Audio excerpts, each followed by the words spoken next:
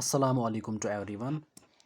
So guys, आज के इस वीडियो में हम बात करने जा रहे हैं ग्रेड 12th स्टूडेंट्स की, यानी जो इस टाइम प्रेजेंटली 12th में पढ़ रहे हैं, ठीक है। जिन्होंने 11th कंप्लीट किया है, चाहे 1 महीने से पहले 2 महीने से पहले कंप्लीट किया है। अब हम मतलब उन्हीं स्टूडेंट्स के बारे में बात करेंगे जिनका जो है 11th वेस्ट हो गया, जिन्होंने 11th को अच्छे से कवर नहीं किया, जिन्होंने 11th में अच्छे से नहीं पढ़ पाए, ठीक है। मतलब नीट के लिए जो है ना, जो अच्छे से नहीं पढ़ पाए, तो उन्हीं स्टूडेंट्स के बारे में हम इस वीडियो में बात करने जा रहे हैं, ठीक है। तो इसमें हम बात करेंगे how to recover 11th along with the 12th preparation, 12th class. यानी आजकल जो है ना, आप 12th की प्रिपरेशन मतलब 12th पढ़ रहे हो, ठीक है। तो 12th के साथ साथ जो है ना, आप किस तरह से 11th पोर्शन, आपका 11th में पोर्शन जो मिस हो चुका है ऑलमोस्ट, आप मेजॉरिटी ऑफ द पोर्शन आप किस तरह से रिकवर कर सकते हो। मतलब मैं आपके सामने वो टाइम टेबल रखूँगा, वो स्केड्यूल या वो प्लान, वो स्ट्रेटजी मैं आपके साथ शेयर करूँगा, सो दैट कि आप जो है 12th के साथ साथ अपना 11th भी रिकवर कर पाओ, ठीक है। और ये वीडियो जो है ना, आप इसको आज देख रहे हो, कल भी देख रहे हो, या 1 साल बाद आप इसको देखो, जब भी आप इसको देखोगे, इसका कंटेंट जो है ना बिल्कुल ऐसा ही रहेगा, ठीक है। मतलब कहने का मतलब ये है कि मतलब this video will benefit you always, जब भी आप इसको देखोगे, ठीक है। स्पेशली जो ग्रेड 12th के स्टूडेंट्स हैं, ठीक है। बिकॉज इसमें जो है ना, मैं आपको ऐसा कंटेंट प्रोवाइड करूँगा, आपको वैसा कंटेंट कहीं पे नहीं मिलेगा, ठीक है। मतलब मैं आपके साथ ऐसी स्ट्रेटजी शेयर करूँगा, आज तक आपने वो स्ट्रेटजी कहीं पे नहीं, मतलब कहीं पे नहीं देखी होगी, या आपको कहीं पे नहीं मिलेगी वैसे, मतलब जो स्ट्रेटजी मैं आपके साथ शेयर करूँगा। सो वीडियो को बिल्कुल आप एंड तक देख रहे हैं ना, बहुत बेनिफिट मिलेगा, बहुत फ़ायदा मिलेगा, ठीक है। अगर आपने इस वीडियो को अच्छे से देखा, उसके बाद आपने अच्छे से फॉलो किया, let me tell you something, आपकी लाइफ चेंज हो जाएगी बिल्कुल। आपका सारा 11th जो है ना, वो कवर हो जाएगा ऑलमोस्ट मोर देन 60, 70 और 80%। डिपेंड करता है कि आप कितना टाइम यूटिलाइज कर रहे हो, और डिपेंड कर रहा है कि आप इस चीज़ को फॉलो कर रहे हो या नहीं कर रहे हो। So without wasting our time, let's start. और अपने सामने नोटबुक रखो। मैं जब भी कोई वीडियो बनाता हूँ, तो मैं हर एक से कहता हूँ कि नोट डाउन द हर एक पॉइंट, ठीक है। हर एक पॉइंट को आपने नोट करना है। सो मैं यहाँ पे क्या मतलब, let's start the video. Okay, in short मैं आपके साथ शेयर करूँगा, आपके पास जो 24 आवर होते हैं ना, यानी 24 आवर, यानी आपके पास जो 100% टाइम जो है अवेलेबल इस टाइम जो है ना, अभी आप जो है ना 12th में पढ़ रहे हो करंटली, ठीक है। आपकी शुरुआत चल रही है 12th में, चाहे 1 महीना हो गया या 2 महीने हो गए, ठीक है। अभी आप बिगनिंग में हो, 12th क्लास की बिगनिंग में हो। तो आप क्या कर सकते हो, इन द फर्स्ट 3 और 4 मंथ्स, इन द फर्स्ट 3 और 4 months of the 12th preparation, आप जो है 12th के साथ साथ 11th भी कुछ रिकवर कर सकते हो आसानी के साथ। बिकॉज अभी जो है ना, आपका ज़्यादा वर्कलोड नहीं होता है, ठीक है। अभी आपके बोर्ड एग्जाम्स नहीं होते हैं, वो आपको पता है कि at the end of year होते हैं, ठीक है। तो अभी आपके पास वर्कलोड ज़्यादा नहीं है, आप आसानी के साथ 11th को रिकवर कर सकते हो इन द। अब ज़रूरी नहीं है कि 100% रिकवर करो, कम से कम 50%, 60%, 70% या 80% आप रिकवर कर सकते हो, कि डिपेंड करता है कि हम कितना टाइम 11th और मतलब अपनी बुक्स को दे रहे हैं, ठीक है। 11th को कितना टाइम दे रहे हैं और 12th को कितना टाइम दे रहे हैं, ठीक है। तो यहाँ पे जो है ना, हम क्या करेंगे, इन दीज 3 और 4 मंथ्स, हम जो है out of 100% of the time, हम 60% 12th को देंगे, और 40% 11th को, या 70% 12th को, या 30% 11th को। ये हमारी स्ट्रेटजी रहेगी फॉर द नेक्स्ट 3 और 4 मंथ्स। अब हमारे पास जो 24 आवर्स है ना, अब हमने किस तरह से फॉलो करना है, बिल्कुल जो है ना, अगर वीडियो लंबी भी जाए, तो बिल्कुल आप इस वीडियो को एंड तक देख लेना, ठीक है। तो यहाँ से जो है ना, हम स्टार्ट करने जा रहे हैं। आपके पास जो 24 आवर्स होते हैं, ठीक है, 24 आवर्स में जो है ना, आपने 3 काम करने हैं, ठीक है। इन 3 सालों में जो है, मतलब इन इन इस 1.5 साल में, यानी जब आपका नीट एग्जामिनेशन होगा, तो ये मतलब तब तक जो है ना, आपने क्या काम करना है, खाली आपने जो है ना 24 आवर्स में क्या करना है, एक तो स्टडी करनी है, और एक सोने के लिए टाइम रखना है, और खाने पीने के लिए, या कोई घर का छोटा काम होता है एटसेट्रा, यानी जो इंपॉर्टेंट काम रहेगा आपके लिए, उसके लिए आपने टाइम रखना है। और याद रखना है, जो स्टडी के लिए जो है ना, आपने मैक्सिमम टाइम यूटिलाइज करना है फॉर बुक्स, यानी पढ़ाई के लिए अपने आउट ऑफ 24 आवर्स आपने मैक्सिमम टाइम देना है बुक्स को। और स्लीप, और ये जो खाना वाना, होमवर्क, ठीक है, ये घर का छोटा मोटा काम होता है, उसमें अपने मिनिमम और लिमिटेड टाइम यूटिलाइज करना होगा, ठीक है। ये रहेगा आपका जो है ना, मतलब मेन फोकस आपको ये रहेगा, आपने ज़्यादा फोकस कहाँ पे करना है, अपनी स्टडी पे। अब आपके साथ जो है ना, मैं जनरल प्लान एक शेयर करूँगा, सपोज जनरल प्लान।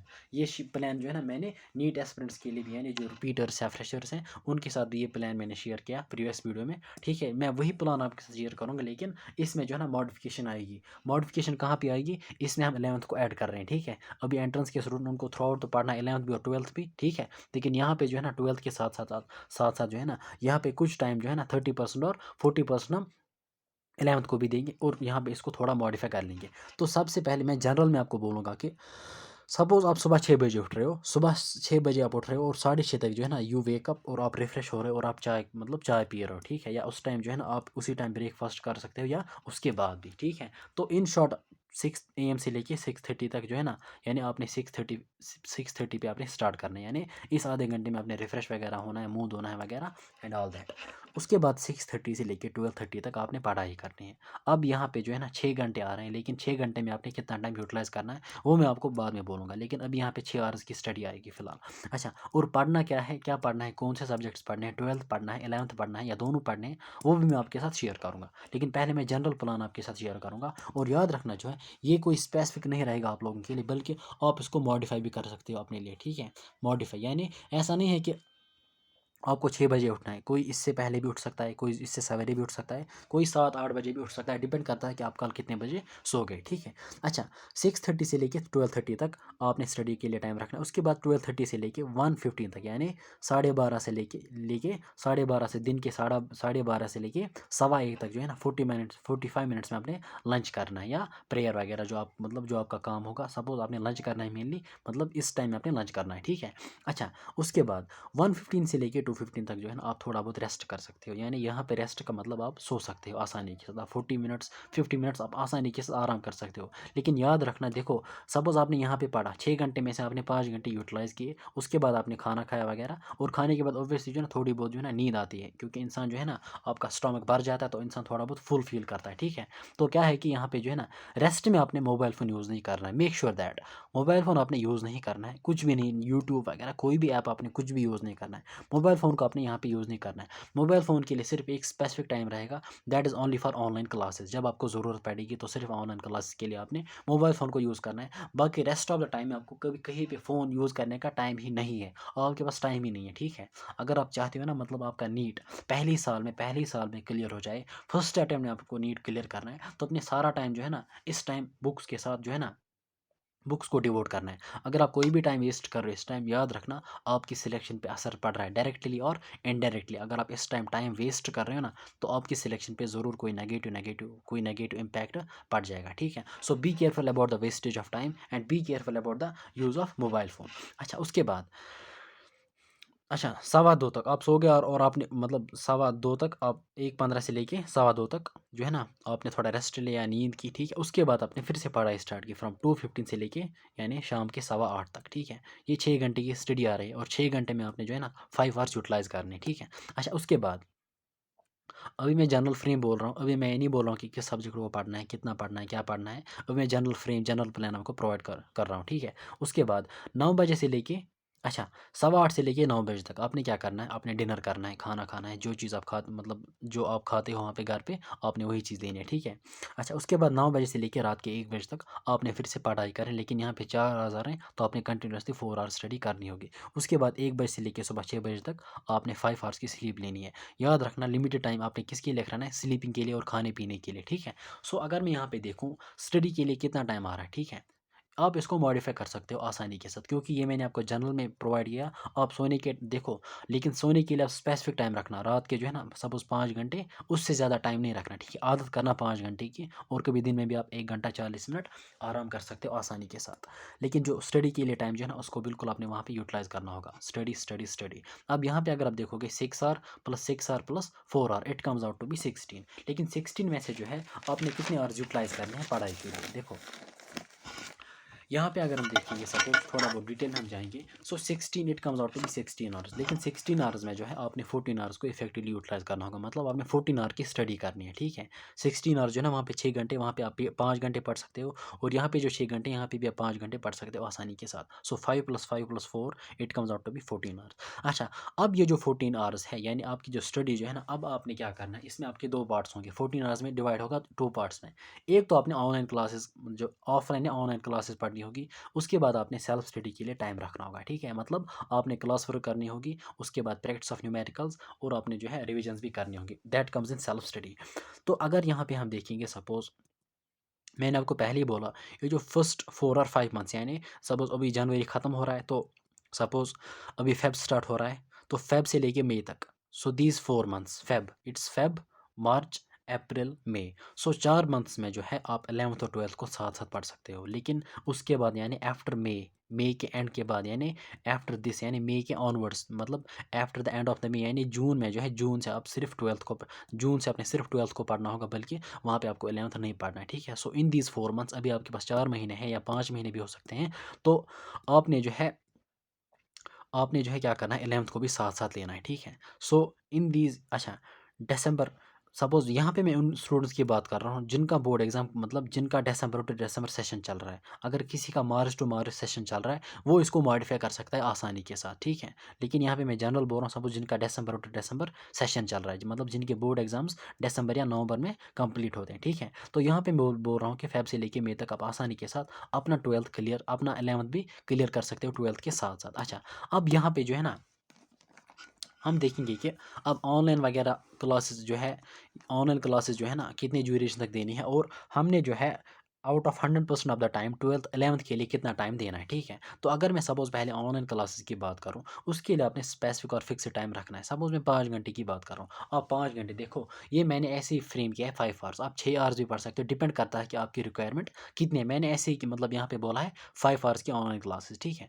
अच्छा, सो इसके लिए जो टाइमिंग जो है, मैं अब आपके सामने 2 टाइमिंग रखूँगा, 2 टाइमिंग्स, या तो आप मॉर्निंग में पढ़ा करो या आफ्टरनून, यानी सुबह 6:30 से लेके 12:30 तक जो 6 घंटे आ रहे हैं, उन 6 घंटों में आप सारी ऑनलाइन क्लासेस कंप्लीट करो, या 2:15 से लेके 8:15 तक, यानी दोपहर के बाद जो 2:15 से लेके शाम के 8:15 तक आप ऑनलाइन क्लासेस पढ़ सकते हो। इन दोनों में से आपको ऑप्शन है, ठीक है। सो 14 आवर्स में जो है ना, 14 आवर्स में आपने क्या करना है, एक तो ऑनलाइन क्लासेस देनी है और एक सेल्फ स्टडी पे फोकस करना है। अब 14 आवर्स जो हमारे पास है, अब मैं बात करूँगा, सपोज यहाँ पे मैं बात करूँगा कि हम किस तरह से 11th को पैरेलल में ले सकते हैं along with the 12th preparation in these 4 और 5 मंथ्स। तो हमने क्या करना है, 14 आवर्स में से, सपोज 14 आवर्स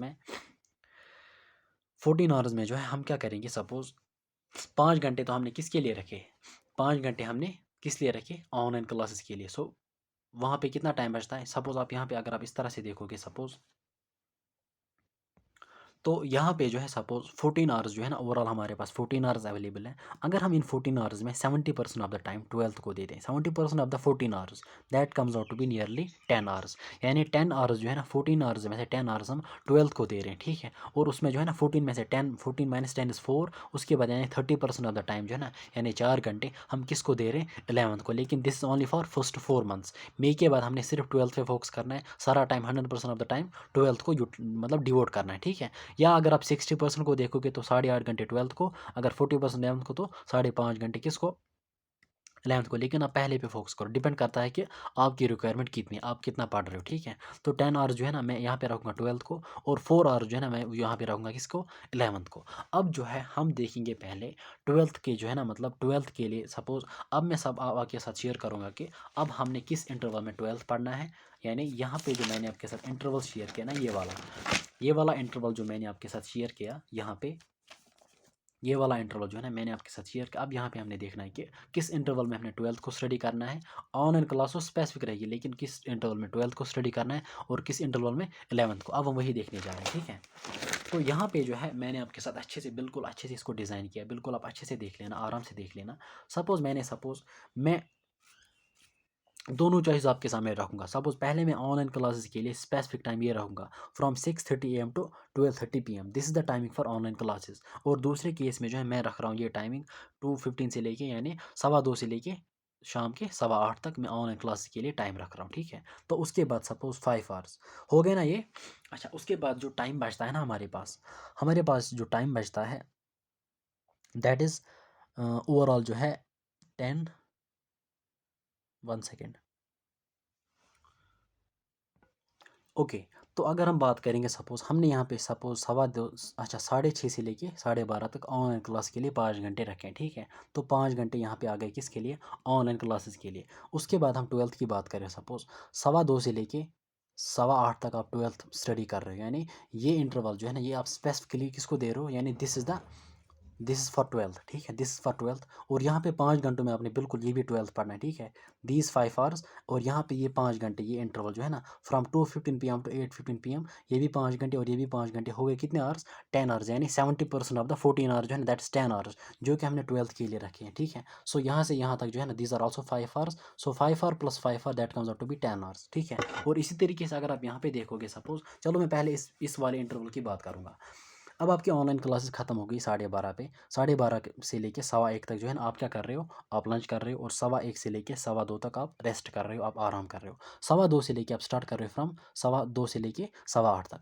सो फ्रॉम 2:15 से लेके 3:15 तक आप 1 घंटे बायो पढ़ रहे हो, 1 घंटे। दिस फॉर 12th, यानी 12th आप पढ़ रहे हो। उसके बाद 3:15 से लेके, यानी दिस इज़ 1 आवर, 1 घंटे आप 1 घंटे के लिए, क्योंकि यहाँ पे जो है ना सेल्फ स्टडी में आपके पास 5 घंटे अवेलेबल है। किसके लिए? देखो, हमने 12th के लिए टोटल कितना टाइम रखा, 10 आवर्स। तो 10 आवर्स में जो है 5 hour online classes and 5 hours और सेल्फ स्टडी। अब वहाँ पे जो 12th में 5 आवर्स आपकी सेल्फ स्टडी में जो है ना, इसमें हमने 2 घंटे बायो के लिए रखे हैं, इसमें जो है ना, and 1.5 hour for chemistry and 1.5 hour for physics, ठीक है। तो 1 आवर यहाँ पे बायो में जाएगा 2:15 से लेके 3:15 तक। उसके बाद 3:15 से लेके 4:45 तक फिजिक्स, यानी 1.5 घंटे फिजिक्स। उसके बाद जो है आप यहाँ पे फिर से आधा घंटा ब्रेक ले सकते हो आसानी के साथ, फ्रॉम 4:45 टू 5:15, ठीक है। यहाँ पे आप आसानी के साथ ब्रेक ले सकते हो, ठीक है, आसानी के साथ चाय पी सकते हो। उसके बाद फ्रॉम 5:15 टू 6:45, यानी 1.5 घंटे के लिए आपने फिर से केमिस्ट्री पढ़नी है। सो आपका फिजिक्स का 1.5 घंटा भी हो गया, केमिस्ट्री का 1.5 घंटा भी हो गया। उसके बाद आपके पास फिर से 1.5 घंटा बचता है। तो यहाँ पे असल में आपके पास बायो को एक ही देना था, लेकिन आप एक्स्ट्रा आधा घंटा दे रहे हो इसको, ठीक है। तो हम कह सकते हैं यहाँ पे 5.5 घंटे हम सेल्फ स्टडी को दे रहे हैं, और 5 घंटे किसको, ऑनलाइन क्लासेस को। अब उसके बाद जो बचता है ना, हमारे पास कितने आवर्स बचते हैं, 4 आवर्स। ऑब्वियसली बचते हैं ना 4 घंटे, 5 5 कितने हो गए, 10। अब 4 घंटे। अब यहाँ पे जो इवनिंग का इंटरवल है फ्रॉम 9 PM टू 1 AM, आप यहाँ पे बिल्कुल आप 11th को दे सकते हो आसानी के साथ, ठीक है। ये डिपेंड करता है कि आपका 12th कित आप मतलब आप कितना 12th को कवर कर रहे हो, और साथ ही में आपको आपके पास कितना टाइम बचता है। तो मैंने ऑब्वियसली जो है ना ऐसे ही मतलब डिज़ाइन किया कि 5 मतलब 10 घंटे आप 12th को दे रहे हो, और 4 घंटे 11th को। अब 11th में जो है ना आपके पास, आप डिपेंड करता है कि आप तीनों सब्जेक्ट पढ़ोगे, 2 सब्जेक्ट पढ़ोगे, या एक सब्जेक्ट। सपोज़ मैं तीनों को लेता हूँ, तो 9 PM से लेके, यानी 9 से लेके 10:30 तक, यानी 1.5 घंटे के लिए आप बायो पढ़ रहे हो, क्योंकि आपके पास कितना टाइम है, इट इज़ 1 2 3, 1 2 3 4, 1 2 3 4, ठीक है। आपके पास क्या है, 4 घंटे, ठीक है, 4 घंटे 11th के लिए। तो 9 से लेके 10:30 तक आप बायो पढ़ रहे हो 1.5 घंटे के लिए। उसके बाद 10:30 से लेके 11:45 तक, 11:45 PM से, अच्छा 11:45, ठीक है, 11:45 लेट इवनिंग की 11:45 तक जो है ना फिजिक्स पढ़ रहे हो 1 घंटा और 15 मिनट्स। उसके बाद फिर से 1 घंटा 15 मिनट्स जो है ना, आप जो है 11:45 से लेके ये रात के 1 बजे तक आप केमिस्ट्री को पढ़ रहे हो। ये आपकी जो है ना सीक्वेंस रहेगी, किसके लिए, फिजिक्स मतलब 11th और 12th के लिए। This for 11th, specifically 11th। अब यहाँ पे देखो, ऑनलाइन आप पढ़ोगे, खुद NCERT से पढ़ोगे, वो मैं आपको बाद में बोलूँगा, लेकिन पहले हमने इंटरवल को फिक्स करना है, ठीक है। इसको आपने स्पेसिफिक रखना होगा, या आप इसको खुद मॉडिफाई भी कर सकते हो, ठीक है।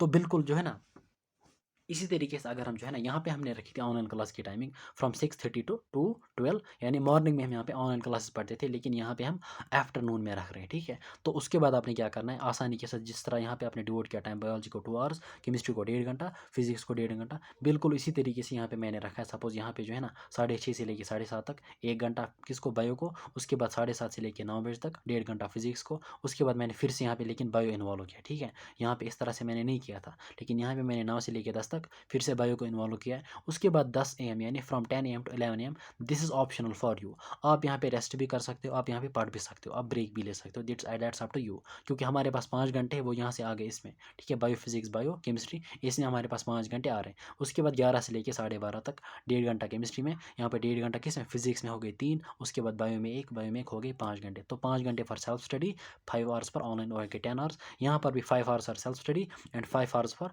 ऑनलाइन क्लासेस, हो गई ये। अच्छा, यहाँ पे सेम रहेगा बिल्कुल, जो यहाँ पे इंटरवल रहता है ना फ्रॉम 9 PM टू 1 AM, बिल्कुल 11th का यहाँ पे बिल्कुल सेम रहेगा, ठीक है। So this was about the, अब आपने मतलब कि this was about the time table, this was about the 24 hour schedule. अब सपोज, अब आप बोल रहे हो कि मतलब मुझे पहले अटेम्प्ट में 12, मतलब मुझे पहले अटेम्प्ट में नीट क्रैक करना है, मतलब मुझे पहले अटेम्प्ट में क्या करना है, नीट को क्रैक करना है, ठीक है। चलो आपने 11th नहीं पढ़ा है, तो अब हमने जो है ना इसको डिस्ट्रीब्यूट किया यहाँ पे, इसको हमने जो है ना यहाँ पे मतलब 11th को भी टाइम रखा और 12th को भी। तो हमारा प्लान किस तरह से जाएगा, हमने किस तरह से 12th की स्टडी करनी है, सो दैट कि हमारा पहले अटेम्प्ट में जो है ना 90% ऑफ द केसेस में हमारी सिलेक्शन के चांसेस हो, ठीक है। तो हमने क्या करना है, सबसे पहले हम देखेंगे कि हमने क्या पढ़ना है, और उसके बाद हम देखेंगे कि हमने कैसे पढ़ना है, ठीक है। तो पहली बात जो है ना 12th की बात करेंगे, यानी हम इस इंटरवल की बात करते हैं, ठीक है, इस इंटरवल की। तो 12th में जो है ना, सपोज आपके जो करंटली जो आप जहाँ पे आपने जिसका सब्सक्रिप्शन लिया होगा, जहाँ पे आप पढ़ रहे हो, तो 12th जो है ना करंटली जो चैप्टर्स आप पढ़ रहे हो ऑनलाइन, ठीक है, आपने तो 12th में जो आप ऑनलाइन क्लासेस अभी पढ़ रहे हो तो आपने बिल्कुल उन्हीं पे जो है ना फोकस करना है, ठीक है। वो जब सिलेबस कंप्लीट कर लेंगे आपने बिल्कुल उन्हीं को फोकस करना है। सपोज़ अगर मैं बायो की बात करूँ, आप वहाँ पे कोई भी चैप्टर पढ़ रहे हो, 2 लेक्चर्स पढ़ रहे हो, 1 लेक्चर पढ़ रहे हो, तो आपने मतलब 2 चैप्टर्स पढ़ रहे हो, 1 चैप्टर पढ़ रहे हो, डिपेंड करता है, ठीक है। तो आपने क्या करना है, सपोज़ आपने लेक्चर्स को देखना है वहाँ पे, नोटबुक अच्छे से मेंटेन करना, और नोटबुक जो है ना that is only for understanding purpose. यानी देखो, अभी आप पहली बार 12th पढ़ रहे हो, ठीक है। अभी आप पहली बार 12th पढ़ रहे हो तो आपने जो है ना आप खुद नहीं पढ़ सकते हो, ठीक है। हाँ, अगर मतलब जब आप एंट्रेंस में जाओगे आप वहाँ पे खुद भी पढ़ सकते हो आसानी के साथ, प्रोवाइडेड कि आपने 12th में एक बार पढ़ा होगा, ठीक है। तो लेक्चर्स जो है ना आपने अंडरस्टैंडिंग पर्पज़ के लिए देखने, ठीक है। बायोलॉजी में अभी 12th की बात चल रही है, तो ऑनलाइन क्लास में जो लेक्चर आप देख रहे हो तो that's only for understanding purpose. और याद रखना, लेक्चर्स में जो है ना टीचर अगर जितना भी डेप्थ में जा रहा है तो डेप्थ में जाने की बिल्कुल भी ज़रूरत नहीं है। कोई एडवांस्ड चीज़ आपने बिल्कुल भी नहीं पढ़नी है, क्योंकि आगे आप नीट में अपेयर हो रहे हो, और नीट में आपको जो है ना सिर्फ NCERT and nothing out of NCERT. यानी अगर आप नोटबुक मेंटेन कर रहे हो, अगर आपका टीचर कितना भी आउट ऑफ एनसीईआरटी डाटा दे रहा है, आपने जो है ना उसको नीट के लिए बिल्कुल साइड में फेंकना है। नीट के लिए जो है ना आपने सिर्फ एनसीईआरटी पे फोकस करना है, और एनसीईआरटी बेस्ड ऑब्जेक्टिव्स आपने मतलब सॉल्व करनी है, ठीक है। सो नीट के लिए अगर मैं यहाँ पे बोलूँ इट्स ओनली एनसीईआरटी, तो आप क्या करोगे, सपोज लेक्चर को जब आप पढ़ा करोगे तो लेक्चर्स को आप जल्दी रिवाइज किया करो, क्लास वर्क मतलब जब आप क्लास वर्क करोगे तो लेक्चर को जल्दी रिवाइज करना and jump towards the NCERT, because आपका प्राइमरी फोकस नीट होना चाहिए। उसके बाद आपका जो है ना वो मतलब बोर्ड इज सेकेंडरी, ठीक है। हाँ, दोनों को आपने पैरेलल में लेना है, लेकिन NEET is very very important, ठीक है। 12th में परसेंटेज लाओगे आसानी के साथ, उसमें कोई दिक्कत नहीं, लेकिन नीट जो है ना दैट इज़ द केस, ठीक है। That is very very important, NEET को क्वालिफाई करना, ठीक है। तो आपने क्या करना है, नीट के लिए आपने सिर्फ एनसीईआरटी पे फोकस करना है, और लेक्चर्स को सिर्फ अंडरस्टैंडिंग के लिए जल्दी आपने देखना है और जल्दी उनको रिवाइज करना है। अच्छा, अब आप बोलोगे कि नोटबुक से हमने क्या पढ़ना है, जो आप मतलब नोटबुक मेंटेन करते हो ना मतलब सपोज बायो में, आपने सिर्फ वहाँ पे जो एनसीईआरटी बेस्ड पॉइंट्स जो टीचर ने वहाँ पे दिखाए होंगे सिर्फ उनको हाईलाइट करना है, उनको आप डायरेक्टली उन नोटबुक मतलब उन पॉइंट्स को आप डायरेक्टली नोटबुक से भी याद रख सकते हो, और एनसीईआरटी से जो है ना आप वो पॉइंट्स याद रखोगे जो टीचर ने मिस किए वहाँ पे, ठीक है। और इन शॉर्ट में आपको बोलूँगा, नीट के लिए सिर्फ एनसीईआरटी आपने याद रखनी है। एनसीईआरटी से डाटा कोई भी आपने याद नहीं रखना है, चाहे आप ग्रेड 11 में पढ़ रहे हो, ग्रेड 12 में पढ़ रहे हो, एंट्रेंस में फ्रेशर हो, एंट्रेंस में रिपीट हो, कोई भी हो, आपने नीट के लिए एनसीईआरटी से बाहर कुछ भी नहीं पढ़ना है। अच्छा, अब रही बात क्वेश्चन प्रैक्टिस की। क्वेश्चन प्रैक्टिस के लिए आप फिंगर टिप्स को ले सकते हो, that's NCERT based objective book, या डॉक्टर अली को, that's also NCERT based objective book, या अगर आपको डीपीपीज मिल रहे हैं वो भी एनसीईआरटी बेस्ड होने चाहिए। उसके अलावा आप नीट के पीवाईक्यूज यानी नीट का जो मॉड्यूल होता है ना, नीट के पीवाईक्यूज 34 ईयर्स जो होता है, या 35 या 33 ईयर्स, उसमें आपने सिर्फ एनसीईआरटी बेस्ड क्वेश्चन को सॉल्व करना होगा। सो बायो में कंक्लूजन ये रहेगा, नीट के लिए only NCERT, only and only NCERT and NCERT based objectives. कोई भी बुक हो, कोई भी डीपीपी हो, सिर्फ NCERT based objective and nothing out of text, whether it's कोई पॉइंट होगा टीचर ने दिखाया होगा नोटबुक में, वेदर इट्स कोई ऑब्जेक्टिव होगा, ठीक है। अच्छा, यहाँ पे मैंने कुछ चैप्टर्स को मेंशन किया जो 12th के चैप्टर्स हैं, जिनमें आपको लेक्चर्स की बहुत ज़्यादा ज़रूरत पड़ेगी, मतलब अंडरस्टैंडिंग की बहुत ज़्यादा। इसमें जेनेटिक्स आता है, सपोज क्लासिकल जेनेटिक्स आ रही है, वो प्रिंसिपल्स ऑफ इनहेरिटेंस और मॉलिक्यूलर बेस ऑफ इनहेरिटेंस आती है इसमें, और एवोल्यूशन, रिप्रोडक्शन प्लांट्स, ब्रीडिंग यानी वो स्ट्रेटजीज फॉर एनहांसिंग द वो एनवायरनमेंट वगैरह, बायोटेक्नोलॉजी के दोनों पार्ट्स, ऑर्गेनिज्म एंड पॉपुलेशन और इकोसिस्टम। 12th के कुछ ऐसे चैप्टर्स हैं जहाँ पे जो है ना आपको मतलब नोटबुक की ज़रूरत पड़ेगी, मतलब अच्छे से अपने लेक्चर्स को अंडरस्टूड करना होगा। बाकी जो चैप्टर्स बचते हैं ना, सपोज रिप्रोडक्टिव हेल्थ है, रिप्रोडक्शन ऑर्गेनिज्म है, रिप्रोडक्शन ह्यूमंस है, ह्यूमन हेल्थ एंड डिजीज है, बायोडाइवर्सिटी, एनवायरमेंटल इशूज़, वो ऐसे चैप्टर्स हैं उनको आप खुद आसानी के साथ पढ़ सकते हो डायरेक्टली फ्रॉम एनसीईआरटी, ठीक है। तो इन शॉर्ट बायोलॉजी का कंक्लूजन क्या है, मुझे बोलो। बायोलॉजी का कंक्लूजन ये है कि नीट के लिए सिर्फ NCERT, nothing out of text, और लेक्चर्स जो है ना, लेक्चर्स में सिर्फ आप एनसीईआरटी पॉइंट्स को हाईलाइट करोगे, उनको मतलब नीट के लिए याद रखोगे। This was about the bio. उसके बाद हम बात करते हैं केमिस्ट्री की।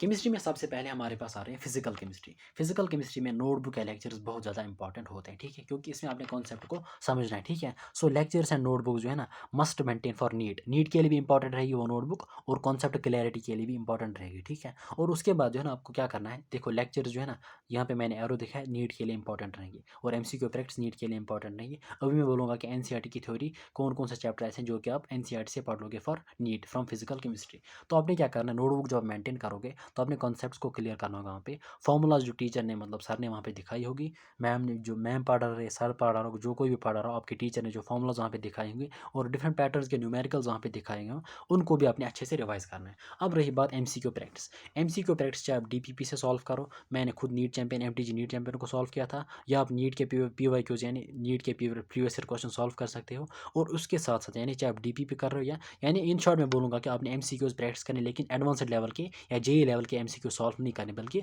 बेसिक लेवल यानी नीट लेवल के एमसीक्यूज। कोई भी बुक हो, चाहे नीट चैंपियन हो या आपके डीपीपीज हो, ठीक है, या आपके सर के जो न्यूमेरिकल्स वहाँ पे दिखा रहे हैं या वो न्यूमेरिकल्स हो, लेकिन डिफिकल्ट न्यूमेरिकल्स, लेंथी न्यूमेरिकल्स आपने सॉल्व नहीं करने नीट के लिए, ठीक है। वहाँ पे बेसिक न्यूमेरिकल्स आते हैं, बेसिक न्यूमेरिकल्स और ईजी वन, ठीक है।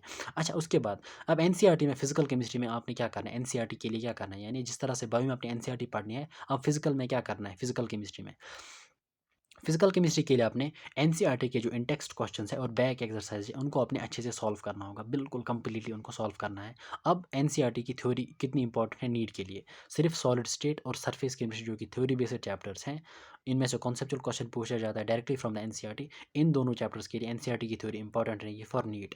अब उसके बाद बचता है इलेक्ट्रोकेमिस्ट्री, काइनेटिक्स एंड सोल्यूशन। इन तीनों चैप्टर्स में आपके पास यूजुअली न्यूमेरिकल पूछी जाती है, लेकिन जो कोई थ्योरी बेस्ड टॉपिक होगा, सब सोल्यूशन में आते हैं ideal and non ideal solution वहाँ पे, राल्टोस लॉ, ठीक है। पॉजिटिव डिविएशन कौन दिखाता है, नेगेटिव डिविएशन। और काइनेटिक थ्योरी में आते हैं वो वहाँ पे टेम्परेचर डिपेंडेंस, वो एरियनस इक्वेशन वो आते हैं ना, या वो कोलिजन थ्योरी वगैरह, मतलब। और इसी तरीके से यहाँ पे आती है वो गैल्वानिक सेल वगैरह, ठीक है। तो यानी अगर आपको इन शॉर्ट अगर टाइम मिला तो इन 3 चैप्टर्स की भी एनसीईआरटी थ्योरी को पढ़ लेना, लेकिन इन दोनों को ज़रूरी पढ़ लेना। और लेक्चर्स हर एक चैप्टर में आपने फॉलो करने हैं और एमसीक्यूज भी हर एक चैप्टर में फॉलो करने हैं। यहाँ पे आप फिजिकल केमिस्ट्री में एनसीईआरटी से बाहर भी क्वेश्चन सॉल्व कर सकते हो, परेशानी बिल्कुल भी नहीं है। आपका न्यूमेरिकल पोर्शन स्ट्रॉन्ग होना चाहिए, ठीक है। सो फिजिकल के लिए कंक्लूजन क्या है, फिजिकल के लिए लेक्चर्स एंड एमसीक्यू प्रैक्टिस, ठीक है। और डिफिकल्ट न्यूमेरिकल्स नहीं करनी, जेई लेवल के न्यूमेरिकल्स नहीं करनी, और एनसीईआरटी से इंटेक्स्ट क्वेश्चन, बैक एक्सरसाइजेस और आपका सॉलिड स्टेट और सर्फेस केमिस्ट्री आपने थ्योरी पढ़ना है। इंपॉर्टेंटली अगर टाइम मिले तो इन तीनों को भी पढ़ लेना। उसके बाद हम इनऑर्गेनिक की बात करेंगे। इनऑर्गेनिक केमिस्ट्री में आप अपने लेक्चर्स को या नोटबुक को मेंटेन करना है, लेकिन याद रखना that's only for concept clarity और अंडरस्टैंडिंग के लिए। याद रखना लेक्चर्स या नोटबुक जो है ना, टीचर बहुत ज़्यादा आउट ऑफ एनसीईआरटी आपको पढ़ाएगा, बहुत ज़्यादा, ठीक है। लेकिन नीट के लिए आपने सिर्फ NCERT and nothing out of text, ठीक है। तो एनसीईआरटी जो है ना, इनऑर्गेनिक में से आपने सिर्फ नीट के लिए एनसीईआरटी को याद रखना होगा। टीचर कितना भी आउट ऑफ एनसीईआरटी पढ़ाए, कितना ही डेप्थ में जाए, कितने ही नए कॉन्सेप्ट दिखाए, लेकिन आपने सिर्फ उनको अंडरस्टैंडिंग पर्पज़ के लिए लेना है। उसके बाद आपने जंप करना है टुवर्ड्स एनसीईआरटी। अब आप बोलोगे कि हम डायरेक्टली एनसीईआरटी क्यों नहीं पढ़ते, आप खुद एनसीईआरटी को खुद समझ नहीं सकते हो, ठीक है। केमिकल बॉन्डिंग पढ़नी है, कोऑर्डिनेशन केमिस्ट्री पढ़नी है, क्लासिफिकेशन ऑफ एलिमेंट्स जो है, हाँ, block chemistry, S block, P block, ठीक है, हाइड्रोजन जैसे चैप्टर्स, मेटलर्जी, इनको आप खुद पढ़ सकते हो। लेकिन यहाँ पे जो है ना, ये चैप्टर्स केमिकल बॉन्डिंग है, कोऑर्डिनेशन है, या मेटलर्जी में कोई टॉपिक है, या क्लासिफिकेशन ऑफ एलिमेंट्स जो है ना, इनमें आपको लेक्चर जरूरी पढ़ना होगा। उसके बाद एनसीईआरटी। तो नीट के लिए इन शॉर्ट एनसीईआरटी को याद रखना है, आउट ऑफ एनसीईआरटी कुछ भी याद नहीं रखना है। हाँ, लेक्चर्स या नोटबुक पे जो एनसीईआरटी का डाटा दिया जाएगा या कॉन्सेप्ट दिया जाएगा, उसको आपने बिल्कुल अच्छे से याद रखना होगा, ठीक है, अंडरस्टूड करना होगा।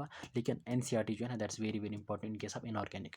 अच्छा, MCQ only NCERT based question solve करने फ्रॉम डीपीपीज और एमटीजी नीट चैंपियन, या मतलब जो आपके पास ऑब्जेक्टिव बुक होगी उससे आपने सिर्फ एनसीईआरटी बेस्ड क्वेश्चन सॉल्व करने। और इसके साथ साथ जो है ना, आपने इनऑर्गेनिक में थ्योरी के अलावा, यानी इनऑर्गेनिक में आपने एनसीईआरटी की थ्योरी भी पढ़नी है, लेकिन फिजिकल में उतनी इंपॉर्टेंट नहीं थी, बस सॉलिड और सरफेस में पढ़नी थी। लेकिन जो इनऑर्गेनिक जो है ना, specially S block, P block वगैरह, या अगर मैं 12th की बात करूँ, सपोज मेटलर्जी में भी, कोऑर्डिनेशन में भी, डी एंड एफ ब्लॉक में भी और पी ब्लॉक में भी, ये 4 चैप्टर्स जो इनऑर्गेनिक है, इनमें आपने कंप्लीटली एनसीईआरटी को पढ़ना है, एनसीईआरटी के एग्जाम्पल्स को याद रखना है, ठीक है। और नोटबुक को सिर्फ अंडरस्टैंडिंग पर्पज़ के लिए याद रखना है। हाँ, जो टॉपिक जो चीज़ें एनसीईआरटी के साथ मैच कर रही होंगी, उनको आप नोटबुक से याद रखोगे, लेकिन कोई नया कॉन्सेप्ट, कोई नई चीज़, कोई नई एग्जाम्पल, क्योंकि सपोज अगर मैं एग्जाम्पल लूँ, सपोज कोऑर्डिनेशन केमिस्ट्री में हमारे पास आ रहा है आइसोमेरिज्म, ठीक है, वहाँ पे आ रहा है आइसोमेरिज्म, तो वहाँ पे एग्जांपल होती है आइसोमेरिज्म की डिफरेंट, मतलब आइसोमेरिज्म वहाँ पे आप पढ़ोगे, लिंकेज पढ़ोगे, ठीक है, स्ट्रक्चरल भी पढ़ोगे, कोऑर्डिनेशन आइसोमेरिज्म भी पढ़ लोगे, और ऑप्टिकल जियोमेट्रिकल भी पढ़ लोगे। तो उसके केस में आपने सिर्फ वहाँ पे एनसीईआरटी के एग्जाम्पल्स को याद रखना है। टीचर कितना ही हायर कंसेप्ट क्यों ना दे, टीचर कितने ही एग्जाम्पल्स क्यों ना दिखाए, लेकिन आपने सिर्फ एनसीईआरटी के एग्जाम्पल्स को याद रखना है नीट के लिए। बाकी सारा वेस्ट हो जाता है, बिकॉज नीट में जो है ना, आपके जो 15 क्वेश्चन इनऑर्गेनिक में या 14 क्वेश्चन आते हैं, वो डायरेक्टली एनसीईआरटी से होते हैं, ठीक है। लेकिन एनसीईआरटी की theory is very important for inorganic and in text question. Exercise और नॉट सो इम्पॉर्टेंट। हाँ, अगर एक्सरसाइज में कोई एमसीक्यू दिया गया हो गया, ट्रू फॉल्स का क्वेश्चन है, स्टेटमेंट बेस्ड क्वेश्चन, तो उनको आप कर सकते हो, लेकिन वो सब्जेक्ट क्वेश्चन जरूरी नहीं है, ठीक है। या कहीं पे होता है कि 1 पॉइंट में मतलब आंसर इन 1, मतलब 1 वर्ड, वो भी दिया जाता है एनसीईआरटी पे एक्सरसाइज में, उसको भी कर सकते हो, लेकिन subject question are not so important. This was about inorganic. अब बात करेंगे सपोज ऑर्गेनिक की। ऑर्गेनिक में भी अपने लेक्चर्स या नोटबुक को अंडरस्टैंडिंग पर्पज के लिए याद रखना, लेकिन नीट के लिए सिर्फ एनसीईआरटी की, क्योंकि 12th में आपके पास मोस्टली जो है ना ऑर्गेनिक मतलब रिएक्शन बेस्ड चैप्टर्स हैं, तो नीट के लिए हमें सिर्फ एनसीईआरटी जो है ना, एनसीईआरटी की सारी रिएक्शंस को याद रखना है, ठीक है, सारी रिएक्शंस को। हाँ, अब कोई रिएक्शन जो टीचर पढ़ा रहा है, अगर वो एनसीईआरटी बेस्ड रिएक्शन है, उसको आप डायरेक्टली नोटबुक से याद रख सकते हो, और एनसीईआरटी के जो कोई भी रिएक्शन सर मिस कर रहा है, उसको आपने एनसीईआरटी से याद रखना है। और no question no reaction out of NCERT, यानी आउट ऑफ एनसीईआरटी से जो है ना, आपने किसी भी रिएक्शन को याद नहीं रखना है और किसी भी क्वेश्चन को सॉल्व भी नहीं करना है, ठीक है। और एमसीक्यूज आप यहाँ पे भी किस मतलब एनसीईआरटी बेस्ड करोगे। सो केमिस्ट्री में कंक्लूजन ये रहेगा, फिजिकल केमिस्ट्री में जो है आपने लेक्चर्स को अच्छे से देखना होगा, अंडरस्टूड करना होगा, इवन फॉर नीट के लिए भी, ठीक है। नीट के लिए लेक्चर्स आर वेरी इंपॉर्टेंट। उसके बाद जो है ना एमसीक्यूज प्रैक्टिस करनी है और इन टेक्स्ट क्वेश्चन एनसीईआरटी की, और बैक एक्सरसाइज भी करनी है और इन चैप्टर्स की थ्योरी पढ़नी, इन दोनों की स्पेशली। और इनऑर्गेनिक में आपने हर एक चैप्टर में एनसीईआरटी को कंसल्ट करना होगा फॉर नीट, और एनसीईआरटी बेस्ड ही क्वेश्चन करने हैं and nothing out of text, और इन टेक्स्ट क्वेश्चन भी साथ साथ करने हैं। ऑर्गेनिक में जो है ना लेक्चर्स भी पढ़ने अंडरस्टैंडिंग के लिए, और इनऑर्गेनिक में अंडरस्टैंडिंग के लिए लेक्चर्स पढ़ने। लेकिन यहाँ पे जो है ना आपने सिर्फ एनसीईआरटी की रिएक्शंस को याद रखना होगा, एनसीईआरटी का डाटा याद रखना होगा, और कोई भी रिएक्शन, कोई भी क्वेश्चन, कोई भी रिएक्शन आउट ऑफ एनसीईआरटी नहीं करनी है, और एमसीक्यू सिर्फ एनसीईआरटी बेस्ड करने हैं। अब ऑर्गेनिक में वो चैप्टर्स बचे हैं, सपोज पॉलीमर्स है, बायोमोलिक्यूल्स और केमिस्ट्री इन एवरीडे लाइफ, उनको भी आप बायोलॉजी की तरह लो, बायो की तरह लो, बिल्कुल आपने उनको सिर्फ एनसीईआरटी से याद रखना है, आउट ऑफ एनसीईआरटी कुछ भी। तो कंक्लूजन ये है कि ऑर्गेनिक और इनऑर्गेनिक में एनसीईआरटी से बाहर कुछ भी नहीं करना है। हाँ, 11th की जो जीओसी जब हम बात करेंगे तो वहाँ पे आप लेक्चर्स को देख सकते हो, आउट ऑफ टेक्स्ट भी क्वेश्चन कर सकते हो, लेकिन फिजिकल में अपने डिफरेंट पैटर्न्स के न्यूमेरिकल्स को करना ही होगा, ठीक है। This was about the chemistry. ये 12th चल रही है इस टाइम, ठीक है। अब हम बात करेंगे थोड़ी बहुत फिजिक्स की। फिजिक्स में जो है जिस तरह फिजिकल केमिस्ट्री में जो है ना, physics and physical chemistry they are one and the same thing, लेकिन यहाँ पे जो है आपने क्या करना है, ज़्यादा एक्स्ट्रा नहीं करना है। देखो, लेक्चर्स और नोटबुक को मस्ट मेंटेन फॉर नीट। तो नीट के लिए आपकी नोटबुक बिल्कुल डेरिवेशन जो आप सीखोगे वहाँ पे जो फार्मूलाज निकलेगी वो बिल्कुल जो है ना फार्मूलाज दे आर मतलब वेरी वेरी इंपॉर्टेंट। जो कॉन्सेप्ट आप लर्न कर रहे हो, मतलब in short lectures are very very very important for NEET physics के लिए, ठीक है। क्योंकि लेक्चर्स के जरिए जो है ना आप कॉन्सेप्ट को क्लियर कर सकते हो, मतलब समझ सकते हो। उसके बाद जो है ना once you are done with the lecture, once you are done with the notebook, उसके बाद आपने क्लास वर्क वगैरह की, तो उसके बाद आपने एमसीक्यूज को प्रैक्टिस करना है, या डीपीपी से करो, या आपके पास जो कोई भी ऑब्जेक्टिव बुक होगी। मेरे पास नीट चैंपियन थे एमटीजी की, और नीट के पीवाईक्यूज जो आपने सॉल्व करने नीट के प्रीवियस ईयर क्वेश्चंस, ठीक है। तो एमसीक्यूज के लिए कोई स्पेसिफिक बुक को फॉलो करो, ज़्यादा बुक सॉल्व करने की जरूरत नहीं, 1 2 3 बुक करोगे नहीं, एक ही बुक को बार बार करना है, रिपीट करना है, रिवाइज करना है। उसके बाद जो है ना फार्मूलाज जो है, फार्मूलाज जितने भी फार्मूलाज आएंगे हर एक चैप्टर में, उनके लिए अपने सेपरेट नोटबुक को मेंटेन करना होगा, ठीक है। तो सेपरेट नोटबुक मेंटेन करने किसके लिए, वो आपको जो है ना नीट के मंथ्स जो रहेंगे प्रिपरेशन, जो अब आप 12th बोर्ड क्लियर कर लोगे, उसके बाद जो प्रिपरेशन फेज़ होता है ना, रिविजन फेज़ होता है ना, किसके लिए, नीट के लिए। तो उन दिनों जो है ना आपको फिर फार्मूलाज की मतलब फार्मूला बुक आपने मेंटेन की होगी ऑलमोस्ट 12th में, तो आपको वहाँ पर ज़्यादा दिक्कत नहीं होगी, ठीक है। This was about the 12th, ये आपने 12th के लिए करना है, ठीक है। ये this was about the study material कि आपका स्टडी मटेरियल क्या रहेगा। अभी कैसे पढ़ना है वो मैं आपको आगे बोलूँगा। अच्छा, यहाँ पे मैं जो ना आपको एक बात बोलूँगा वो ये है कि मतलब अगर आप इसको बिल्कुल फ़ॉलो करेंगे ना, जो मैं चीज़ आपके साथ शेयर कर रहा हूँ, ठीक है? अगर आप इसको बिल्कुल ब्लाइंडली फ़ॉलो करोगे तो आपकी सिलेक्शन की मैं ये गारंटी अभी देता हूँ, मैं अभी गारंटी देता हूँ। अगर आप इस चीज़ को, इवन दो कि अगर आप 11th जो है 50% ही कवर करोगे, लेकिन 50% आप वहाँ पे भी कवर कर सकते हो। लेकिन आपका 12th बिल्कुल जो है ना नीट के लिए क्लियर होना चाहिए, राइट फ्रॉम डे, मतलब आज ही से जो है ना आपका बिल्कुल क्लियर होना चाहिए, ठीक है? मेहरबानी करके don't waste your time, focus on your books, focus on your study, focus on your goal. बाकी जो है ना जो मस्ती है वो आप इंशाल्लाह नीट को क्वालिफाई करने के बाद भी कर सकते हो। जो मस्ती है, जो मतलब जहाँ पे भी आपको मतलब मन करे जाने का, खेलने का, घूमने का, ये सारी मस्ती जो है ना आप फिलहाल नीट तक पोस्टपोन कर लो। बाकी जो है ना आप सब कुछ जो है ना नीट के बाद भी कर सकते हो, मस्ती कर सकते हो, एंजॉय कर सकते हो, जो कुछ आपने एंटरटेनमेंट वगैरह एंड ऑल दैट। फिलहाल इन सारी चीज़ों को सेक्रीफाइस करना है और पोस्टपोन करना है। कब कब तक, क्योंकि आपका 11th भी वेस्ट हो चुका है, ठीक है। सो आपने बिल्कुल केयरफुल रहना है कि 11th के वेस्ट होने की वजह से आपकी सिलेक्शन पे वो जो है ना असर नहीं पड़ना चाहिए, ठीक है। सो यहाँ पे जो है ना मैं आपके साथ शेयर करूँगा कि अब 11th में आपने क्या पढ़ना है और कैसे पढ़ना है। फिलहाल अभी जो 4 घंटे वो मैंने वहाँ पे इंटरवल आपके लिए रखा है, 4 घंटे का interval from 9 PM to this interval from 9 PM to 1 AM, ये जो 11th का इंटरवल है। अब आप 11th में क्या पढ़ोगे, ठीक है, वो मैं आपके साथ शेयर करूँगा। 11th जो है, सपोज मैं यहाँ पे शॉर्ट में बोलूँगा, मतलब जो मैंने 12th के लिए बोला, फिजिक्स के लिए 12th के लिए बोला, फिजिकल केमिस्ट्री के लिए 12th के लिए बोला, बायो के लिए 12th के लिए बोला, इनऑर्गेनिक ऑर्गेनिक में जो 12th के लिए बोला, बिल्कुल आपने वही पे 11th के लिए फॉलो करना है, लेकिन मैंने शॉर्ट में बोला है। बायो में आपने एनसीईआरटी रीडिंग करनी है और एनसीईआरटी बेस्ड क्वेश्चंस को सॉल्व करने। इनऑर्गेनिक और ऑर्गेनिक में एनसीईआरटी रीडिंग और एनसीईआरटी बेस्ड क्वेश्चंस। फिजिकल में लेक्चर्स नोटबुक, फिजिकल के लिए लेक्चर्स नोटबुक और इंडेक्स्ड क्वेश्चंस और बैक एक्सरसाइजेस, ठीक है। इसके अलावा जीओसी में लेक्चर्स नोटबुक और डिफरेंट पैटर्न के क्वेश्चन। फिजिक्स में भी आपने लेक्चर्स और एमसीक्यूज को फॉलो करना है, ठीक है। यही चीज़ें मैंने डिटेल में बोली है, किस केस में, 12th के केस में आप यहाँ पे भी अप्लाई कर सकते हो, ठीक है।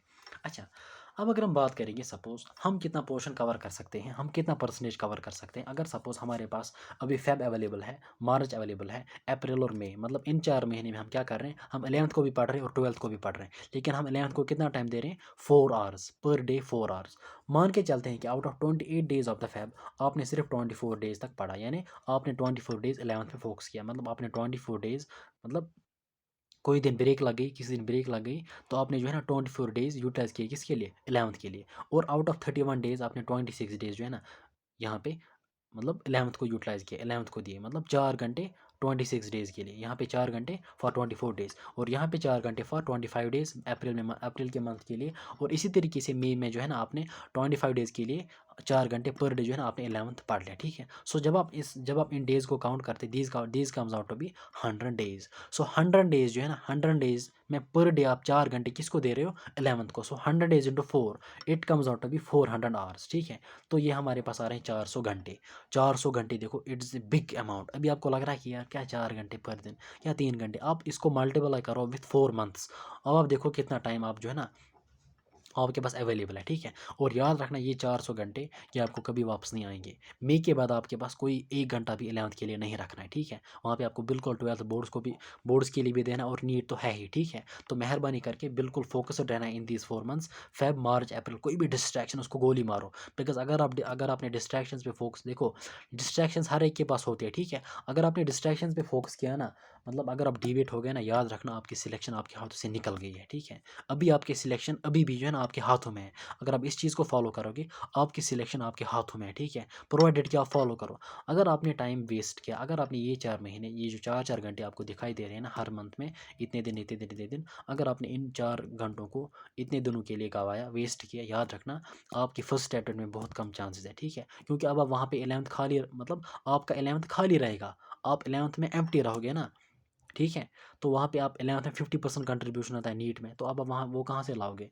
अब वहाँ पे बिल्कुल, अब आप जब सपोज़ अगर आपने नहीं पढ़ा अच्छे से, तो बिल्कुल जब आप एज ए फ्रेशर नीट में अपियर हो जाओगे, तो आपको 11th का इतना ज़्यादा स्ट्रेस रहेगा, आप वहाँ पे 12th भी अच्छे से रिवाइज़ नहीं कर पाओगे, ठीक है। तो इसकी वजह से जो है ना, अगर आप अच्छे से आज इन 4 महीने में पढ़ोगे, तो इट विल प्रोवाइड या मतलब मोटिवेशन आपको प्रोवाइड करेगा इन द लास्ट, मतलब जब आप नीट के लिए प्रिपेयर करोगे, ठीक है, फ्रेशर्स में, तो आपको वहाँ पे मोटिवेशन मिलेगा, कोई स्ट्रेस नहीं रहेगा कि यार 11th कुछ नहीं। हाँ, अभी अगर सपोज 50% ही कवर कर लेंगे, वहाँ पे 50% आसानी के साथ कवर होगा, 40% आसानी के साथ कवर होगा, ठीक है। तो वहाँ पे आपको दिक्कत नहीं होगी। तो अगर हम देखेंगे देयर आर 400 आवर्स, तो बायो, केमिस्ट्री, फिजिक्स तीनों के लिए सपोज मैं रख रहा हूँ, हमारे पास कितने घंटे हैं, 4 घंटे पर डे। तो हमने बायो के लिए रखा है, बायो के लिए कितना रखा है, 1.5 घंटा, 1/2, और केमिस्ट्री के लिए हमने रखा है 1 घंटा, और फिजिक्स के लिए 1 घंटा। This comes out to be 1 + 1 is 2, sorry 1 घंटा 15 मिनट, और 1 घंटा 15 मिनट हमने रखा है वहाँ पे। So this comes out to be 4 hours, 1 2 3 and these मतलब 4 आवर्स आ रहे हैं, ठीक है।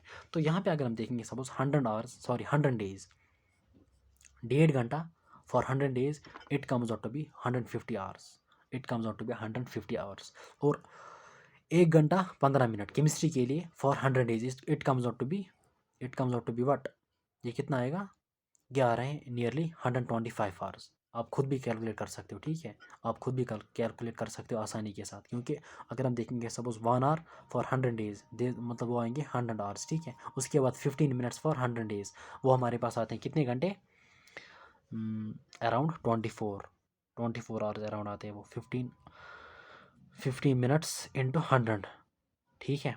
ये आते हैं 1500 मिनट और यूजुअली इक्वल टू 25 इंटू 60 करो, 25 इंटू 60 कितना आ रहा है, 25 इंटू 0 इज़ 0, 25 इंटू 6 इज़ 150, ठीक है। So it comes out to be 115 minutes में, यानी 25 आवर्स। तो यहाँ पे 125 आवर्स किस में आएंगे, जब 1 घंटा 15 मिनट केमिस्ट्री को दोगे फॉर 100 डेज, और 1 घंटा 15 मिनट फॉर 100 डेज किसके लिए, फिजिक्स के लिए। It's 125 these comes out to be 400 hour, जो कि आपके पास अवेलेबल है। अब अगर आप देखो 400 घंटे आपके पास है। अब आपको मैं बोलूँगा परसेंटेज के हिसाब से, देखो परसेंटेज के हिसाब से मैं आपको बोलूँगा कि आपका 11th कितना कवर हो सकता है along with the 12th preparation, ठीक है।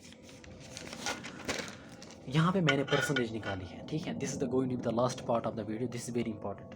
सपोज बायो में आपके पास कितने घंटे अवेलेबल है, 150 आवर्स, केमिस्ट्री में 125 hours, for this is for what, this is for next 100 days, for 100 days में, यानी up to 30th March, 30th मई तक, ठीक है, एंड ऑफ मई तक। 125 आवर्स फॉर केमिस्ट्री 125 आवर्स और फिजिक्स। हमारे पास बायो में टोटल में जो है देयर आर 22 चैप्टर्स। 11th की बायो की बात करता हूँ, देयर आर 22 चैप्टर्स, ठीक है। और केमिस्ट्री की बात करूँ 11th की, देयर आर 14 चैप्टर्स। और फिजिक्स में भी हमारे पास ऑलमोस्ट देयर आर 14 चैप्टर्स। अगर हम बात करेंगे 150 आवर्स जो है ना, अगर हम हर एक चैप्टर को पर चैप्टर को 7.5 घंटे देंगे, 7.5 घंटे 7.5 आवर्स, 7.5 घंटे हम पर चैप्टर को देंगे, तो ऑलमोस्ट जो है ना हम 20 चैप्टर्स को कवर कर रहे हैं। आप इस चीज़ को बिल्कुल ध्यान में रखो। देखो हर दिन आपने कितना पढ़ना है, सपोज बायो 1.5 घंटा। आपको क्या लग रहा है कि 1.5 घंटा जो है ना ये कम टाइम है, कितना कहाँ कवर होगा, लेकिन जब आप एस्टिमेट करते हो ना 4 महीने का, आप जो है आपके 20 चैप्टर्स कंप्लीट हो रहे हैं। किसके? 11th के बायो के। देयर आर 22 चैप्टर्स, आपके कितने कंप्लीट हो रहे हैं? मतलब आपका 90% सिलेबस जो ना बायो का वो डन हो रहा है, वो कंप्लीट हो रहा है। और आपने क्या करना है, देखो 7.5 घंटे है ना, बायो में जितने भी चैप्टर्स हैं जो आप खुद पढ़ सकते हो ना, आपने एनसीईआरटी पढ़नी है। आपने एनसीईआरटी से बाहर कुछ भी नहीं पढ़ना, लेकिन जो डिफिकल्ट चैप्टर होगा ना उसमें आप लेक्चर्स भी देख सकते हो, वन शॉट वीडियोस भी देख सकते हो। सिर्फ एनसीईआरटी बेस्ड, कोई डेप्थ में नहीं जाना है, बस थोड़ा बहुत एनसीईआरटी का आइडिया आना चाहिए। उसके बाद आपने बिल्कुल एनसीईआरटी को बार बार रिवाइज करना है। सो 7.5 आवर यानी 7.5 घंटे अगर आप पर चैप्टर दोगे तो 7.5 into 20 it comes out to be 150 hours, यानी 150 घंटे में आप 7.5 घंटे पर चैप्टर को दे रहे हो। तो it comes out to be 20 chapters आपके कंप्लीट हो रहे हैं इन दीज 4 मंथ्स। और आप खुद सोचो आपको कितना बेनिफिट हो रहा है, ठीक है। So be careful and be focused about this interval. Time को बिल्कुल ज़ाया मत करना। अगर आपने टाइम गवाया ना तो यहाँ पे आपके चैप्टर्स कम होंगे और वो प्रेशर आपको एंट्रेंस में जो है ना सिर से ऊपर जाएगा वो प्रेशर। और इसी तरीके से केमिस्ट्री में जो है ना आपके पास 125 आवर्स हैं। अगर आप पर चैप्टर, क्योंकि केमिस्ट्री में सपोज आपने लेक्चर देखना होगा, ऑब्वियसली जो डिफिकल्ट सपोज फिजिकल केमिस्ट्री में आपने लेक्चर देखना है, ठीक है, या जीओसी में, ठीक है, केमिकल बॉन्डिंग में, बाकी S block, P block, hydrogen 11th का, एनवायरमेंटल केमिस्ट्री, हाइड्रोकार्बन्स, इनको आप खुद भी पढ़ सकते हो आसानी के साथ। तो आपने क्या करना है, सपोज मैं रख रहा हूँ यहाँ पे 12.5 आवर्स, 12.5 आवर्स पर चैप्टर। तो यहाँ पे आपके 10 चैप्टर्स कंप्लीट हो रहे हैं, ठीक है, 10 चैप्टर्स। तो देयर आर 14 चैप्टर्स, 10 चैप्टर्स का मतलब देयर इज मोर देन 70% आपका केमिस्ट्री का सिलेबस कंप्लीट हो रहा है। किस में? In these 100 days, in these 4 months. Physics में बिल्कुल मैंने रखा है 15 आवर्स पर चैप्टर, क्योंकि फिजिक्स में जो है ना वहाँ पे न्यूमेरिकल्स करनी होती है ज़्यादा, वहाँ पे हर एक चैप्टर थ्योरी बेस्ड नहीं होता है। तो मैंने रखे 15 आवर्स पर चैप्टर। तो जब आप 15 आवर्स पर चैप्टर दोगे तो 125 आवर्स में से 15 आवर्स पर चैप्टर, तो आपके 8 चैप्टर्स कंप्लीट होते हैं। 8 चैप्टर्स जो है ना, 14 में से 8 चैप्टर्स, देखो 14 में से 8 चैप्टर्स, 14 में से 10 चैप्टर्स, 22 में से 20 चैप्टर्स। यहाँ पे आपका more than 60%, more than 70%, more than 90%। जब आप इन चीज़ों को देखो, अब आपने क्या करना है, सपोज अब आप पढ़ोगे, लेक्चर्स पढ़ लोगे, उसके बाद एनसीईआरटी, और उसके बाद जो है ना वीक में, याद रखना, देखो वीक ये है ना हफ्ता, हफ्ते में जो है आप क्या करोगे, हफ्ते में जो है ना, ऑब्वियसली मैं एक दिन की एग्जांपल ले रहा हूँ। सपोज आपके पास पर डे जो है ना 14 आवर की स्टडी है, ठीक है।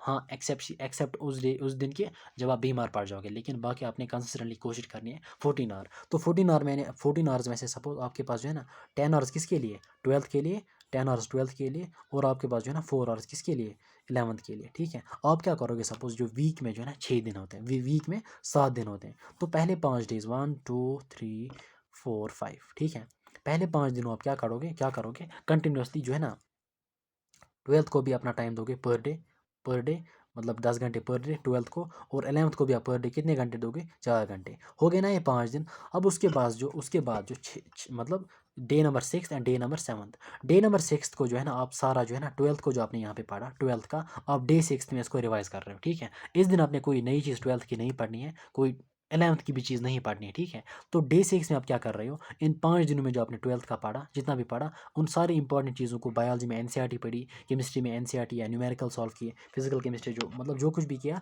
इस मतलब डे 6 को आप रिवाइज कर रहे हो, ठीक है, यानी जो इन 5 दिनों में आपने पढ़ा। और डे 7 में आपने क्या करना है, जो इन 5 दिनों में आप 11th को पढ़ रहे हो, उस डे 7 में आपने उस 11th को रिवाइज करना है। सो आप साथ साथ रिविजन भी कर रहे हो, और आप डेली बेसिस पे भी रिविजन कर सकते हो। सपोज अगर आपके पास हर दिन जो है ना, मैंने 11th की बायो के लिए आपके पास 1.5 घंटा रखा है, तो आप 1.5 घंटा जब आप आज पढ़ोगे, तो कल जब आप 1.5 घंटा पढ़ोगे, तो 1.5 घंटे में से पहले 10 मिनट या 15 मिनट आप पिछले दिन के 1.5 घंटे में जो आपने इंपॉर्टेंट पॉइंट्स को देखा, 15 मिनट में पहले उनको रिवाइज करो, या 10 मिनट में, उसके बाद फिर से जो है ना नया टॉपिक स्टार्ट कर लो। So this is going to be your strategy for revision as well. तो आपका रिविजन भी होगा। अब आप खुद सोचो, खुद इमेजिन करो, देखो मैं आपके साथ जो है ना हर एक चीज़ मतलब मैं आपके सामने हर एक चीज़ रख रहा हूँ, ठीक है? किस तरह से कौन सी चीज़ पॉसिबल हो सकती है, ठीक है? तो अगर आप ये 100 डेज़ के लिए कर रहे हो ना, तो आपकी जो एंट्रेंस की सिलेक्शन वो आपकी जेब में है। बिल्कुल मैं अभी बोल रहा हूँ कि अभी आपका जो अगर आप ये चीज़ फ़ॉलो कर रहे हो, 12th में 10 मतलब 10 आवर्स आप दे रहे हो, ठीक है? कभी 9 भी, कभी 10 भी, कभी फ्लक्चुएशन आएगी, कभी आप बीमार भी हो जाओगे। सपोज़ यहाँ पे आपने 4 घंटे, कभी 3 भी दोगे, लेकिन कंसिस्टेंसी ब्रेक नहीं करनी है। सो फॉर दीज़ 100 डेज़ यानी for these 4 months Feb, March, April and में, और इस तरीके से 12th को भी अपने फिर आगे बोर्ड भी क्लियर करोगे इंशाल्लाह। और वहाँ पे जो है ना अपने बिल्कुल 12th को at the end of the day of the board examination, जब आपका बोर्ड एग्जामिनेशन क्लियर होगा, आपने 12th को ना मतलब मेक श्योर दैट कि आपने अपनी प्रिपरेशन यानी 12th का जो फेज़ है इस टाइम, 11th में क्या हुआ क्या नहीं हुआ, लेकिन 12th में बिल्कुल आप जो है ना मिसलीड नहीं होना है, मिसगाइडेड नहीं होना है। मतलब रेफरेंसेस वगैरह और कुछ भी, हाँ मैं भूल गया, रेफरेंसेस वगैरह कुछ भी नहीं पढ़ने हैं, दिनेश हो, प्रदीप से वगैरह कुछ भी हो, बस लेक्चर्स को अच्छे से कोशिश करो समझने की। उसके बाद लेक्चर में कोई डाउट आ रहा है, वो लेक्चर ही के ज़रिए उसको वापस उस वीडियो को देखो, लेकिन उसके बाद आप डिफरेंट पैटर्न के क्वेश्चन सॉल्व कर लो, ठीक है? लिमिटेड नंबर ऑफ क्वेश्चंस करना है, ऐसा नहीं है कि आप आपने 3-4 बुक सॉल्व की, बस एक ही बुक को सॉल्व कर लो, लेकिन multiple times, specially in the physics and the physical chemistry as well as inorganic, organic. अच्छा, so this was all about your preparation plan, जो कि आपकी जर्नी जाएगी। अब आप सपोज इस वीडियो में आपको ये भी बोल सकते हो कि हाउ कैन आई मतलब पहले अटेम्प्ट में किस तरह से सिलेक्ट हो सकते हैं, उसके लिए मतलब ये रोड मैप उसके लिए भी है, ठीक है? आप 12th को बिल्कुल आप नीट के लिए भी प्रिपेयर करो, साथ साथ एनसीईआरटी को पढ़ो, साथ साथ क्वेश्चंस को साथ साथ करो। और 11th के जो ये मतलब इतना सिलेबस हो रहा है, 90% इसका, 70% इसका, 60%, अब देखो कितना बच रहा है। इसके 4 चैप्टर्स बच रहे हैं, इसके जो है ना 8 में से 7 चैप्टर्स बच रहे हैं। इनको फिर आप वहाँ पे फ्रेशर्स में भी क्लियर कर सकते हो। लेकिन अगर आपने इन चीज़ों को क्लियर नहीं किया ना, तो वहाँ पे आपकी 12th की प्रिपरेशन भी मुतासिर होगी, वहाँ पे बिल्कुल स्ट्रेस रहेगा, वहाँ पे आप ड्रॉप लेने के बारे में सोचोगे, ठीक है? मेरी बात याद रखना। सो अगर आप चाहते हो ना कि आप ड्रॉप होने से बचाओ, ठीक है? ड्रॉप होने से बच जाओ, ठीक है? अगर आप चाहते हो कि आपका पहले अटेम्प्ट में सिलेक्शन हो जाए, मेक श्योर दैट कि आप इन 100 डेज़ में 11th को भी साथ-साथ कवर कर रहे हो, ठीक है? ये आपका ये 100 डेज़, दीज़ 100 डेज़ जो है ना, देखो आपने पढ़ना ही है, ठीक है? आपने 12th तो पढ़ना है, लेकिन 12th के साथ साथ थोड़ा टाइम 11th को दो। आपकी जो है ना इन 100 दिनों की वजह से जो है ना आपका 1 साल जो ड्रॉपीज़ का ईयर जो है ना वो आपका बच जाएगा, ठीक है? सो मेक श्योर कि आप बिल्कुल इन चीज़ों को फॉलो करोगे, ब्लाइंडली फॉलो करोगे। अच्छा, अब कोई भी प्रॉब्लम होगी, कोई भी क्वेरी होगी, आप मुझे कमेंट्स में ज़रूर बता देना, या मैं कमेंट्स में जो है ना टेलीग्राम या डिस्क्रिप्शन में आपको टेलीग्राम आईडी प्रोवाइड करूँगा, वहाँ पे भी जो है ना आप टेलीग्राम के ज़रिए बोल सकते हो। हाँ, यहाँ पे दूसरी बात, अब कैसे पढ़ना है, ठीक है? एक लास्ट बात मैं आपके साथ शेयर करूँगा, कैसे पढ़ना है, ठीक है? कैसे पढ़ना है? मैंने आपको बोला कि क्या पढ़ना है, लेकिन कैसे पढ़ना है, इसके लिए जो है ना आप मेरा प्लेलिस्ट फॉलो कर सकते हो। प्लेलिस्ट जो है ना, मेरे चैनल पे जो प्लेलिस्ट निकलेगा, वहाँ पे आपको निकलेंगी videos, preparation plan in physics अलग, केमिस्ट्री अलग, बायो अलग। वहाँ पे मैंने मेंशन किया है कि कैसे पढ़ना है, how to score 340 plus in bio, best approach to master numericals in physics and physical chemistry, inorganic किस तरह से पढ़नी है, ऑर्गेनिक रिएक्शन किस तरह से पढ़नी है, कि इनऑर्गेनिक केमिस्ट्री में शॉर्ट नोट्स किस में मतलब कहाँ कहाँ बनानी है, फिजिक्स में न्यूमेरिकल्स किस तरह से करनी है। तो आप कैसे पढ़ना है, ये मैंने ऑलरेडी प्ले लिस्ट में वीडियो अपलोड की है, इनको आप देख सकते हो, या डिस्क्रिप्शन में जो है ना मैं लिंक करूँगा वीडियोज़ की प्रोवाइड। अगर डिस्क्रिप्शन में नहीं होगी तो आप प्ले लिस्ट को विजिट करना, और आपको जो है ना आप बहुत खुशकिस्मत हो, जो भी इस वीडियो को देख रहा है, आप बहुत खुश किस्मत हो कि आपको अर्ली ऑन इतनी गाइडेंस हो रही है, ठीक है? आपको अर्ली ऑन इतनी चीज़ें पता चल रही है कि देखो अभी जो है ना एंट्रेंस में बहुत सारे स्टूडेंट्स आ रहे हैं, ये फ्रेशर जो नीट 2022 के एस्पिरेंट्स या नीट 2023 के बहुत सारे एस्पिरेंट्स जो हैं, वो मतलब फ्रेशर्स में यानी एंट्रेंस के महीनों में उनको ये नहीं पता होता कि क्या पढ़ना होता है और कैसे पढ़ना होता है। आप जो है ना खुश किस्मत हो, आपको अभी अभी से ये पता चला कि आपने एनसीईआरटी पढ़ना है, एनसीईआरटी पढ़नी है, और इस तरह से पढ़ना है और इस तरह से करना है, ठीक है? सो इंशाल्लाह मिलते हैं नेक्स्ट वीडियो में। मैंने इस वीडियो को असल में सुबह अपलोड करना था 9 बजे, लेकिन उस टाइम लेट हो गया, क्योंकि ऑलरेडी मैं 2 वीडियोज़ वहाँ पे कंटेंट बना रहा था, उनको मैंने वीडियोज़ बनाए, फिर मैंने उनको मर्ज किया, फिर एडिटिंग करनी पड़ी थोड़ी सी, उसके बाद अपलोड करना पड़ा, तो मुझे वहाँ पे टाइम नहीं मिला। लेकिन अब मैं इसको इंशाल्लाह अभी मैं इसको अपलोड कर रहा हूँ, ठीक है? सो मिलते हैं नेक्स्ट वीडियो में, तब तक के लिए अल्लाह हाफिज़। अब डीपली इसको अच्छे से फॉलो करना, अच्छे से फॉलो करना, अच्छे से पढ़ाई करना, इंशाल्लाह आपका सारा 11th भी रिकवर होगा और 12th भी साथ साथ ठीक रहेगा, ठीक है? सो मिलते हैं नेक्स्ट वीडियो में, अल्लाह हाफिज़।